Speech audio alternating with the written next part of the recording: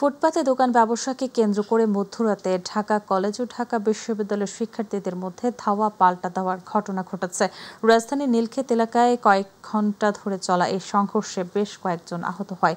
পরে পুলিশ ও ডাকসু ভিপি সাদিক কায়েমের মধ্যস্থতায় পরিস্থিতি শান্ত হয়। মধ্যরাতে রাজধানীর নীলক্ষেত ও নিউ মার্কেট এলাকায় এই উত্তেজনা শুরু হয়।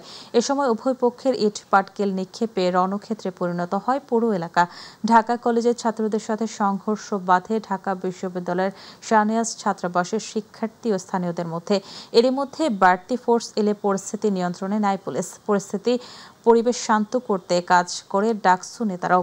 শেষ পর্যন্ত প্রায় ৩ ঘণ্টা পর রাত ৩টায় পুরোপুরি শান্ত হয় নীলক্ষেতের পরিস্থিতি।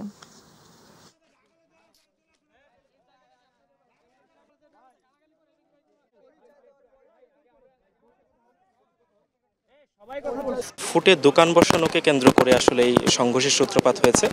ঢাকা কলেজ এবং ঢাকা ভার্সিটির স্টুডেন্টদের মাঝে ধাওয়া পাল্টা ধাওয়া হয়েছে। আর পরিস্থিতি নিয়ন্ত্রণে আমাদের পুলিশের পক্ষ থেকে পর্যাপ্ত সংখ্যক অতিরিক্ত ফোর্স মোতায়েন করা হয়েছিল। বর্তমানে পরিস্থিতি স্বাভাবিক রয়েছে।